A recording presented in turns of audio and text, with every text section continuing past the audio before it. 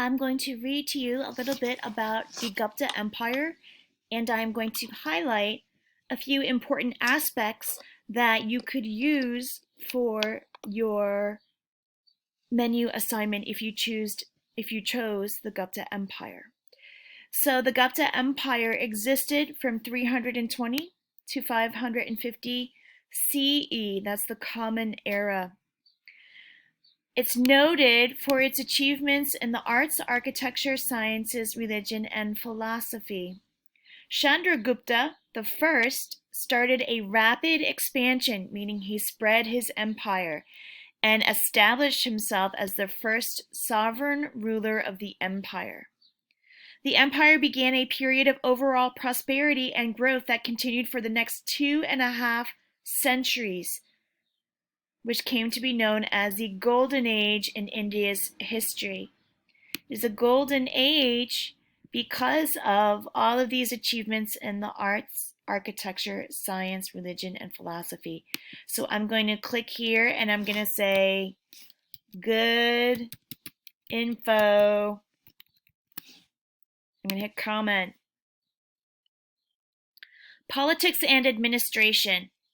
Politics and administration, that is another word for government. So the large kingdom was divided into smaller pradeshas, or provinces, and administrative heads were appointed to take care of them. So the king put other people in charge of those areas. The kings maintained discipline in the government. Criminal law was mild. Capital punishment was unheard of, meaning there was no death sentence, and torture was not practiced. People could move around freely. Law and order reigned, and incidents of theft and burglary were rare. So this is a really good piece of information. I'm going to comment right here, and I'm going to say peace and prosperity, if I can spell it right. Yes, good info. A great word, Pradesha, provinces, right here. I might want to add that. Bonus points for vocab. The following also speaks volumes about the prudence of the Gupta kings. Samudragupta acquired a far greater part of southern India that he cared to incorporate into his empire. He expanded even farther. Therefore, in quite a few cases, he returned the kingdom to the original kings and was satisfied only with collecting taxes from them. So he left kings in power and just collected taxes. That, I think, is a good piece of information too. So I'm going to comment there, and I'm going to sing King of Gupta Empire allowed other kings to stay in power, but he collected taxes from them. He made them pay money. The military power of the Gupta dynasty was one of the most powerful in India during this time. The Gupta Empire grew to many military conquests and the strength of their navy. That's important. That's something I can add to my project. I'm going to put right here, strong military to grow empire, and had a strong navy. That's good information. The economy. Now we're talking about money, money, money, money. People led a simple life. Gold and silver coins were issued in great numbers, which shows the health of the economy. Good economy. Trade and business flourished both within the country and outside. Silk, cotton, spices, medicine, priceless gemstones, pearls, precious metal, and steel were exported by sea, meaning they shipped those things out to other places. Ivory, tortoise shells, etc. from Africa, silk and some medicinal plants from China and the Far East were high on the list of imports, meaning that's what we traded for. So I'm going to make an important note right here, something I can use in my project if I choose the Gupta. They sold items like cotton and spices and gemstones and traded them for things like ivory, ivory, and medicine. Good information to use for my project. Let's continue. Religion. Gupta kings knew that the well-being of the empire lay in maintaining a good relationship between the various communities. They were devout Vaishnava, which were Hindus who worshipped the supreme creator as Vishnu, so they practiced Hinduism. Yet that did not prevent them from being tolerant towards the believers of Buddhism and Jainism. Buddhist monasteries received liberal donations. Gupta kings built inns and rest homes for Buddhist monks and other pilgrims. The religion called Jainism flourished in northern Bengal, Gorakhpur,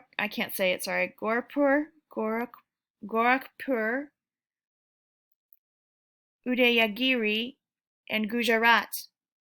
Several Jain establishments existed across the empire, and Jain councils were a regular occurrence. So they practiced Hinduism, but they allowed other religions. This is called religious toleration. They allowed other religions like Buddhism and Jainism. That's important information I can use if I want. Literature, science, and education. Literature soared to new heights under the Gupta. Many famous poets and musicians are from this time period. Varahamihira wrote Brihatsamhita and also contributed to the fields of astronomy and astrology.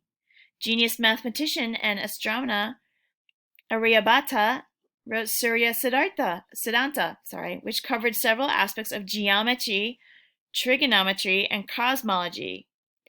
The stars, not cosmetology. I think that's makeup. Shanku devoted himself to creating texts about geography. Dhavantri's discoveries helped the Indian medicinal system to become more refined and efficient. Doctors were skilled in surgical practices, and inoculation against contagious diseases were performed.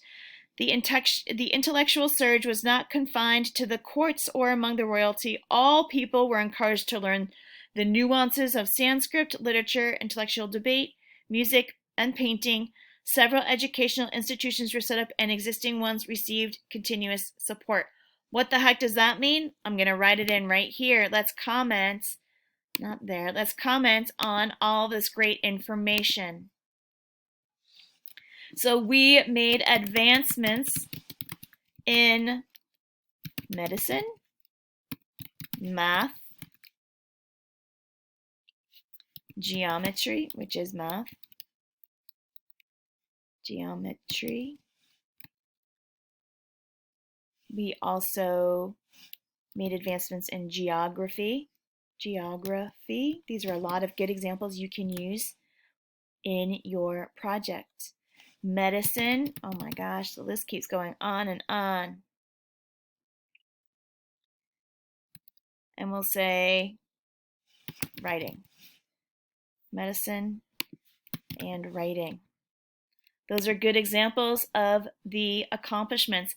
Also, what's really important here, I'm going to make another comment, another example you can use. People were encouraged to learn the nuances of Sanskrit.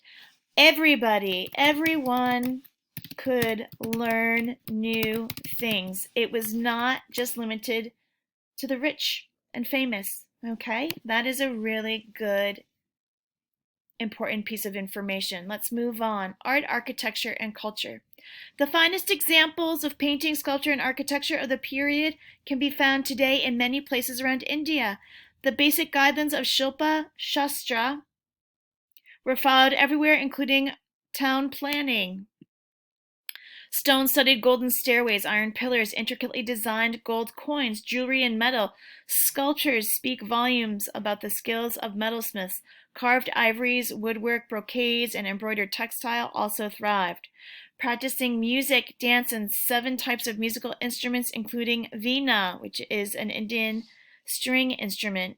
The flutes were a norm rather than expectation or exception. Okay? These were regularly performed in temples as a token of devotion. In classic Indian styles, artists and writers were encouraged to meditate on the imagery within and capture its essence in their creations. Okay, so we have a lot of new architecture. If we wanted to build something, maybe we could look at this. I'm going to make a note. Pillars and stairways.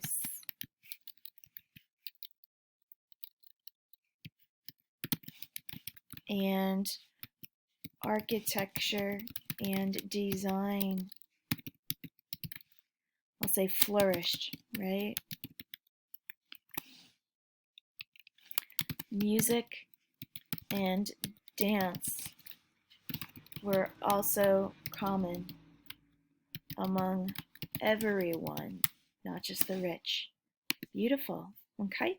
The decline of the empire. I'm going to read this real quick. After the demise of his father, Chandragupta II, Kumaragupta I ruled over the vast empire with skill and ability. He was able to maintain peace and even fend off strong challenges from a tribe known as Pushyamitra.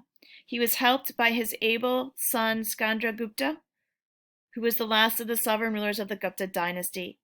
He also succeeded in preventing the invasion of the Huns. Skandragupta was a great scholar and wise ruler for the well-being of the denizens. He carried out several construction works, including the rebuilding of a dam.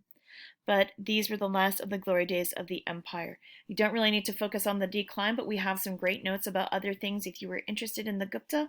If you just look at the right-hand side, I've got some great notes for you, okay?